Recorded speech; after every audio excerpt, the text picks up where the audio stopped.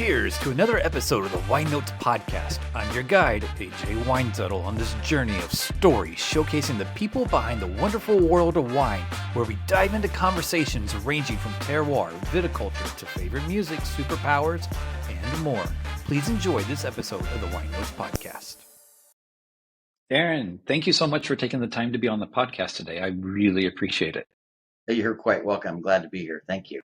Yeah, you're welcome. Right before we started recording, I talked about the fall, harvest just being right around the corner, and the 2023 vintage to me has felt like it's just been a crazy fast vintage, right? I mean, we had a late spring, and once we got like bud break, and the time once we got the bud break, it was like poof, flowering happened. And Right. then we've had, some hot temperatures, and like we're, at the end of August, and, I saw that people are already picking sparkling, this week. And I'm like, holy cow. I'm curious, how is the 23 vintage looking for you?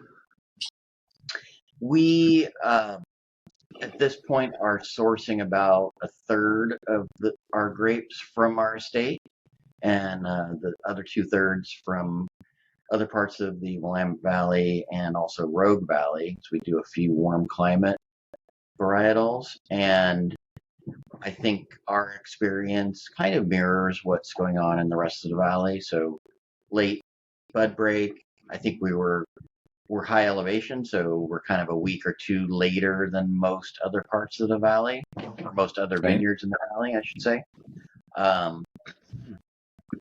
So at this point, I would say we might be average or up to a week ahead of average in terms of what grapes will come first off of our vineyard. Okay, well, that's great. I'm curious to see how things turn about. It's always this part of the time of year where everybody just kind of holds their breath a little bit and make sure that we've had great weather. It's been great. Let's continue, right? Yeah, and so we do have a sparkling program, and those would be the first grapes that we pick, and that's usually the second week of September for us. So we could be a little earlier than that. I hope not, because we're actually bottling through September 6th. So we'd like to get bottling done and before we bring any grapes in, ideally. Yeah, no, I can imagine. Kind of starting off early in your timeline. If I understand correctly, your dad went to UC Berkeley in 68 to 71.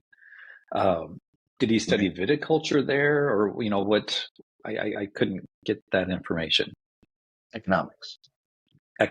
Okay. And so then, his, traveling to Napa and whatnot, is that kind of what got him into the rabbit hole of wine? That's right. Yeah. Yeah. He and my mother would go to Napa. I don't know how frequently, but on some weekends that they had time and I guess some extra money to spend on wine, they would go. Well, that is awesome.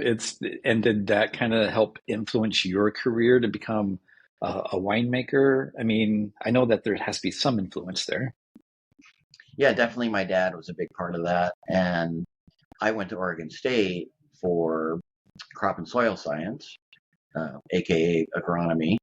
And at the time I was there, they did not have a viticulture or enology program. Otherwise, I may have ended up there. I started out as a pre-vet major and then changed my major at the beginning of my junior year to the crop and soil science. Okay. Yeah, there was a lot. It was a good time. I mean, I suppose any time that you're in college, it should be a good time. But in terms of my field, it was a good and interesting time to be there with the excitement that was evident in the different departments about trying to get viticulture and enology programs going at Oregon State, even though they didn't have them at the time. So it was fun. Right. No, I can imagine. And you also spent some time in the Peace Corps. Uh, Right. and, one of the things that you said, you were often teaching someone that could not read and how to use genetics to improve their livelihood. Um, how how did that feel? I mean, to be able to provide that level of influence on a person's livelihood and their life, when, it's, when reading was, a difficult thing. Yes. So the genetics involved is really basic. So it's called nasal selection, and essentially what you're doing is looking at, in this case, corn is mostly what I work with. So the native varieties of corn. So you're simply looking at your crop and identifying individual corn plants that are performing well. And so there's some various kinds of performance we're looking at. So disease resistance and how much crop is on the plant. So is it 3 cobs of corn, 4, 6, and how big are they? And so we're looking for, or we were looking for those kinds of things in the plants that we would select for keeping the seed from. So we'd mark those plants, say with a piece of string or something, and then come back to them at harvest time and look again at their performance. Are they still showing good disease resistance and good production? And so then we pick those cobs of corn to hold aside for seed for the next planting. And so Wow. it was that basic. It's just, no need to be able to write or read to understand those concepts. Yeah, and I get that, but still, it's got to feel good, and how much difference you actually made in people's lives, and was able to share that knowledge. Yeah, we did make a difference. It was really satisfying. I was the third volunteer in that program. So, most people know Peace Corps assignments go for 2 years, and so the program had been going for 4 years before I started, and by the end of my program, so at the end of year 5 or 6, excuse me, um, we had seen an increase of like 60 to 70% in Wow, yields compared to year 0 of the program. So I think it was quite successful. that it does sound very successful. Uh, so you did, you were at Oregon State, did some time in the Peace Corps, and then did you work with your dad at Cottonwood first, or did you work with Isabel at DuPont first? I started Cottonwood before I worked at DuPont. Yep. Okay, okay. Uh, so just your dad's passion for wine just kind of got him in the mood to, buy a vineyard and plant it, with that being like his little side hustle, fun gig. Is that kind of how that started?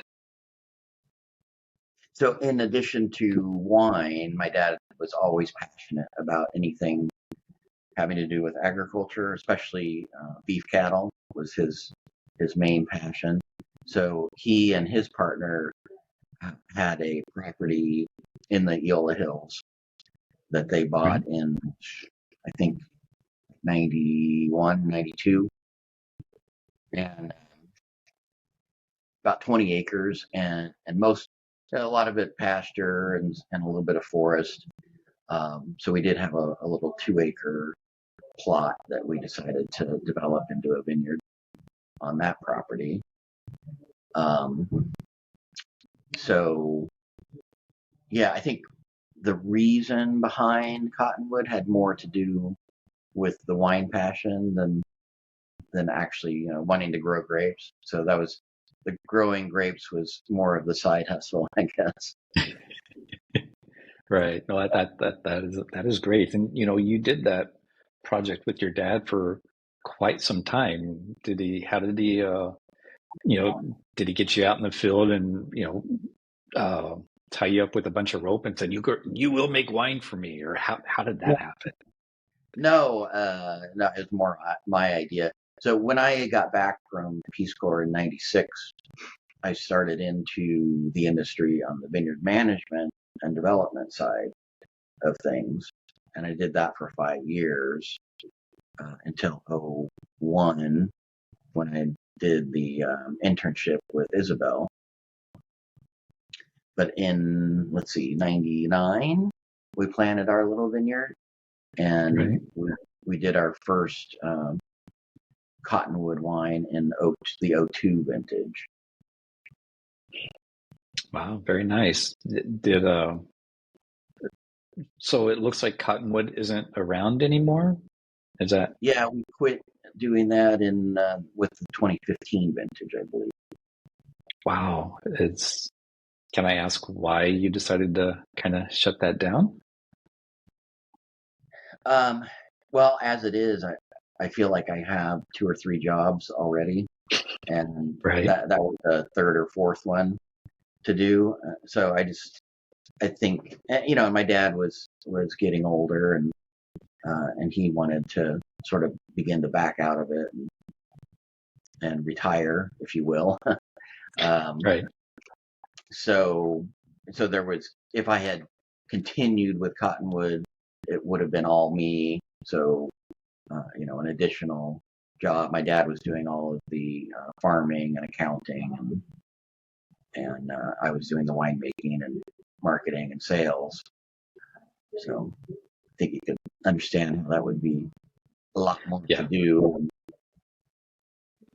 Yeah. Most definitely. So is that vineyard still around? Is it within does it belong within the family, or are people sourcing grapes from that vineyard, or anything of that nature?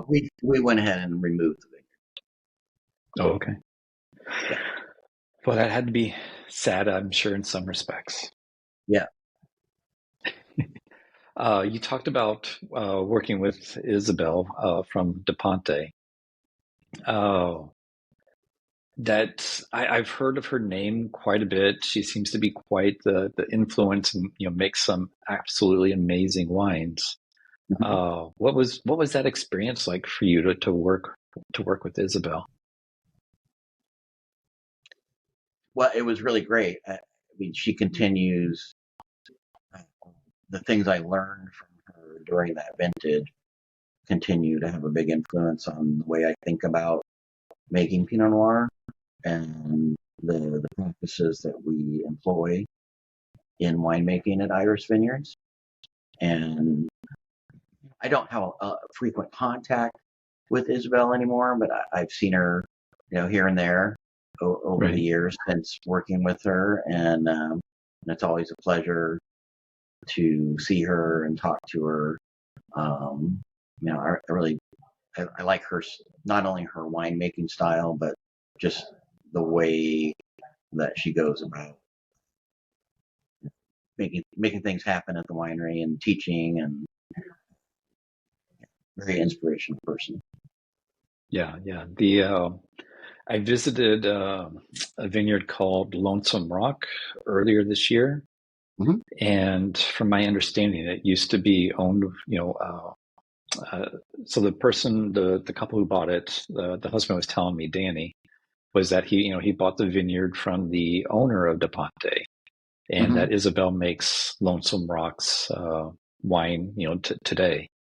So, are you familiar at all with that Lonesome Rock vineyard or anything? I've never worked with those grapes. Okay. I was just curious. I mean, it seems like a very interesting vineyard itself, and I was just curious if you had any thoughts or anything about it. So I was just curious. Yeah, no, I don't know enough about it. I think I want to say it's located west of Carlton a little Right. bit. Yeah, Yeah. that's about all Yeah. I know about it. No, that's fair. I have to tell you, I was at the 2022 McMinnville Wine Classic, Mhm. and it came down to it was a long day, and we're trying to come through and figure out the best of show. And Mhm. so it came down to a sparkling wine and your Pinot Gris.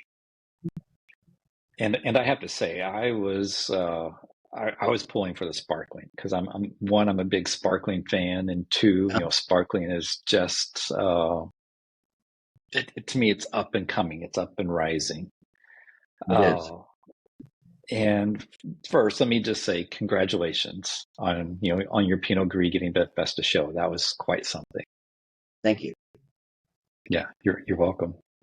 Uh, you mentioned your sparkling program, and you agreed how it's up and coming. What I'm just curious. How long has Iris been making a sparkling? We started our sparkling program with the 2015 vintage. Um, and so I started at Iris in 2008. And I think after the '08 vintage, I started to think about our estate vineyard and the fact that it was much later in ripening than most other parts of the valley. And I've always had a passion for sparkling wine up until that time, mainly in drinking it. But I had made some before at home, just to try it out and see what I could do. Right.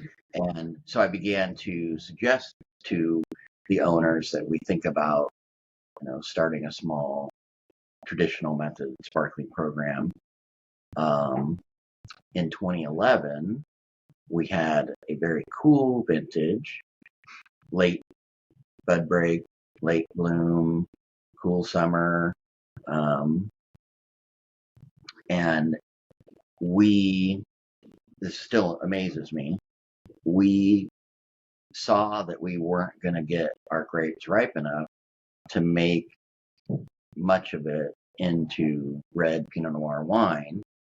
And the president of the company at the time had some ties, previous relationship with people working at Rack and Riddle in California. It's a big custom sparkling wine winery. So we made a deal with them to make base wine out of most of our Pinot Noir,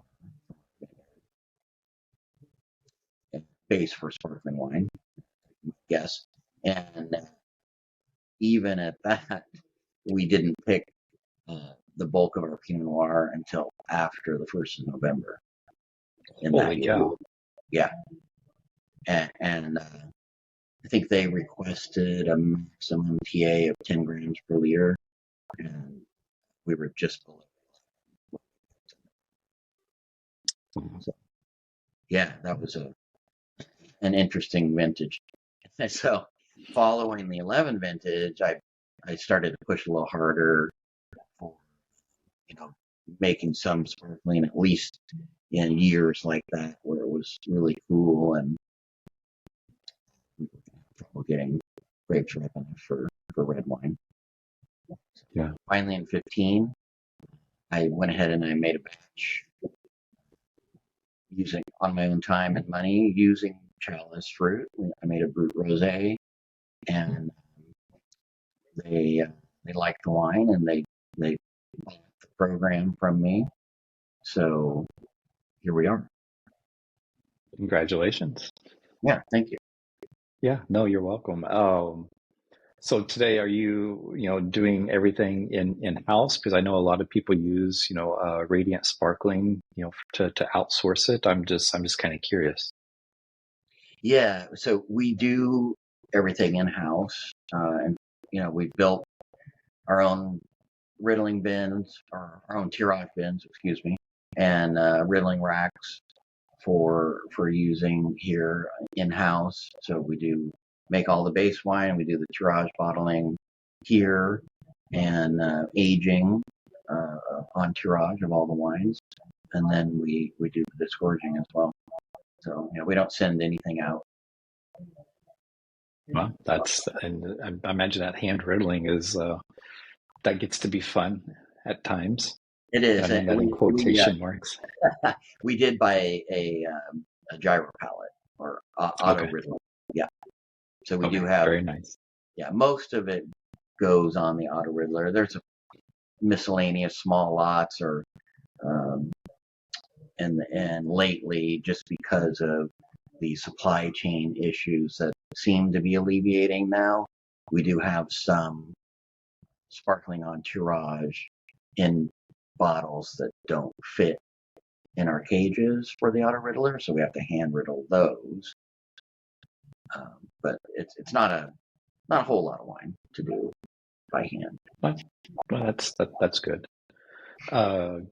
Getting back to your best of show Pinot Gris, Iris itself seems to be pretty.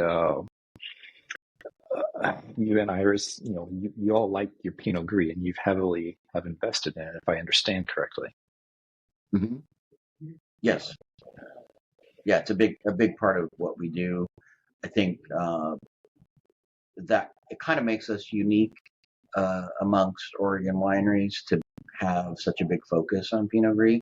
Obviously there's King Estate, and there are some other big Pinot Gris producers in the state, but I think there are just a few of us that I think at this point we're, say, 55% Pinot Noir and maybe 35-40% Pinot Gris, and then a mix of other things to fill that out. And I would guess there are very few wineries that have that high a percentage of Pinot Gris production. I would completely agree. I haven't heard of many people that that have that much Pinot Gris on that they're making that much. And I'm curious. So I know Michael Lundin has a Method Traditional Pinot Gris sparkling. Have you given any thought to doing a sparkling Pinot Gris? So we do 4 different sparkling wines, and 3 of them under our Arete label. So it's a black label, and sort of, you can think of it as our reserve label. And we're trying to promote that label now as mostly a sparkling label. And then our 4th sparkling wine is under the Iris label, and it's a non-vintage brut. And it is at least a third Pinot Gris. So we're Pinot Noir, Chardonnay, and Pinot Gris. Those are all the 3 varietals we grow at our vineyard. And to this point, the vast majority of our sparkling wines are made from estate fruit. So we're kind of Arete, it's pretty much understood to be estate, but the brut, kind of reserving the right to source some fruit for that if I need to. And the exact percentages of the different varietals in that wine can vary from year to year, but the kind of target is a third on those. Very cool. I need to check that out. I have yet to try that.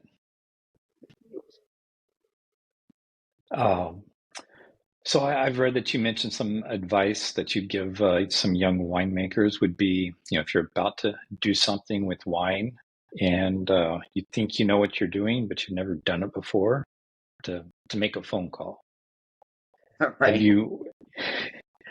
What have you done in your career, or or can you remember a time in your career where you should have made a phone call? Oh yeah. Yeah. You want an example? Well, I mean, if you're willing to share one, I would love to hear.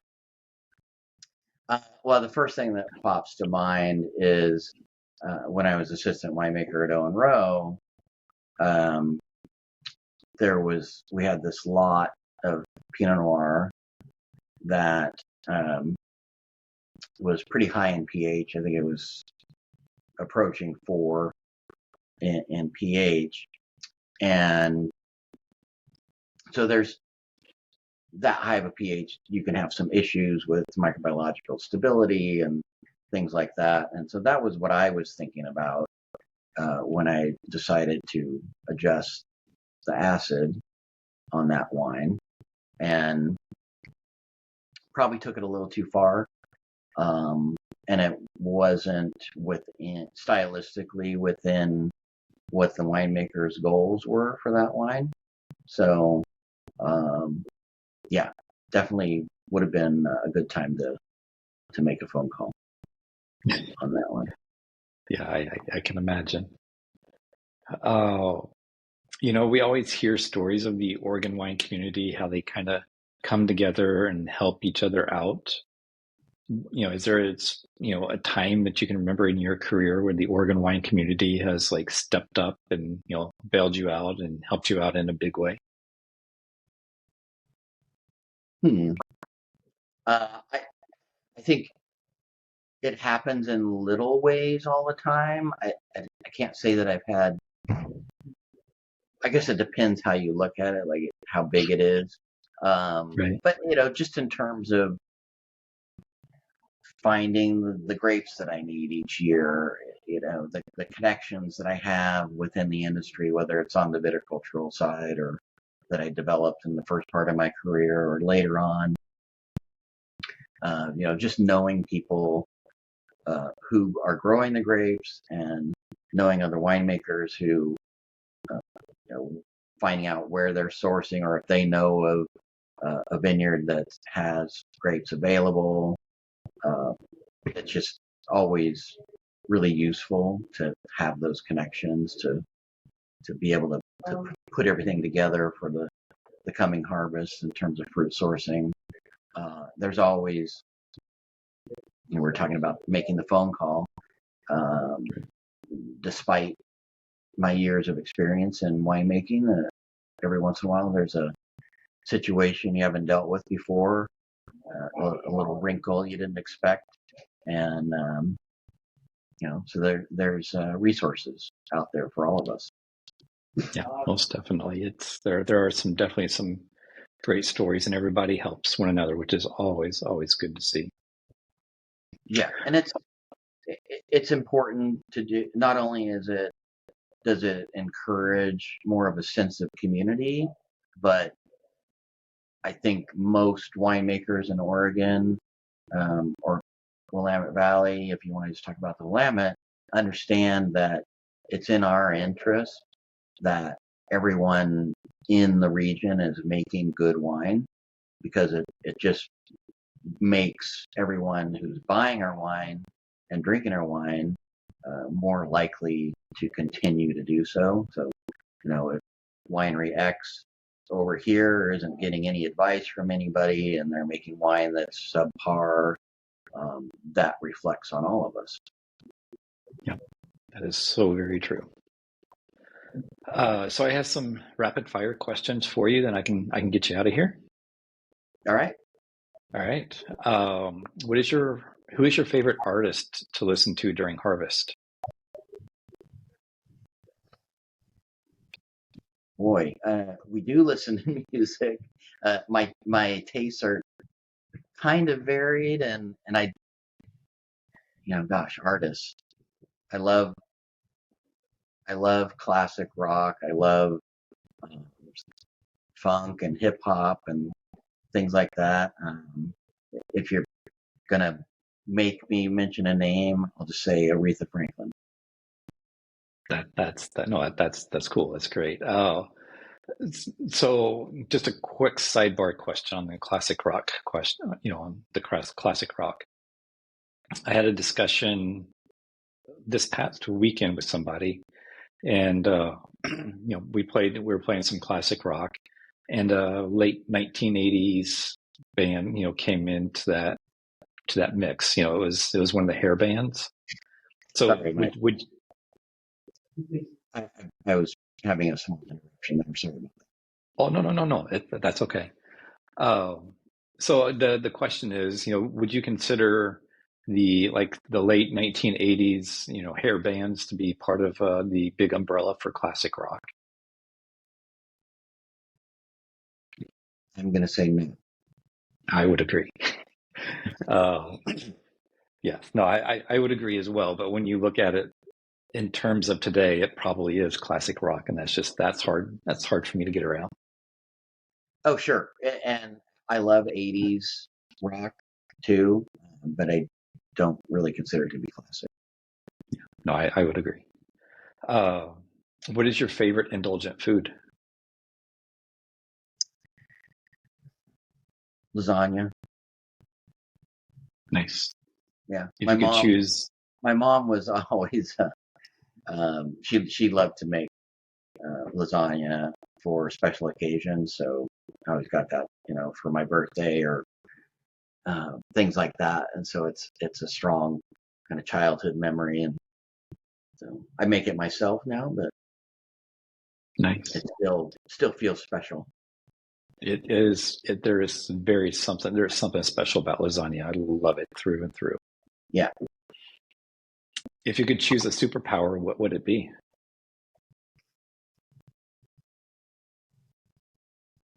Super, like flying and stuff like that. Yeah, yeah. Oh boy. How about being able to talk to the animals? Ooh, that would be nice. That would be amazing. Your harvest, your harvest notes, are they digital or handwritten? Digital.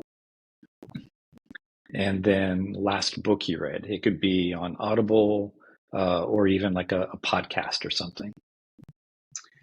It's called Ice, and it's about how to make clear cocktail ice by a guy named Camper English. Ooh, that sounds fun. Yeah, I know that they're short read, and I have people over for cocktails all the time, and so it's a nice little touch. It is. I know that there's a company in downtown Portland. I believe that that's all that they do is provide clear cubes of ice to restaurants. Yep. Yeah, a lot of bars buy the ice. Yeah, that is very cool. Well, that's all the questions that I have, for you today. Do you have any questions or anything for me? I don't think so. Okay. Well, Aaron, I really appreciate you taking the time. This has been a pleasure and wonderful. Thank you again for taking the time. Yeah, thank you for the opportunity. Really appreciate it. Thank you for joining me on this flavorful voyage through the world of wine on the Wine Notes podcast. I've been your host and guide, AJ Weinzettel, and it's been an absolute pleasure sharing these captivating stories with you. But alas, like the last sip of a fine vintage, our time together must end. But don't fret, my wine-loving friend. The cellar doors of the Wine Notes podcast will always remain open, waiting for you to return and explore new conversations, stories, and musings from the captivating people behind the magical world of wine. Before you go, hit that subscribe button on YouTube, Apple Podcasts, and Spotify, and don't forget to leave a sparkling 5-star review to help spread the word. Until our glasses clink again, remember to savor life's moments and let the spirit of wine and camaraderie linger on your palate. Cheers, and as always, may your wine glass be full, your heart be light, and your journey be delightful.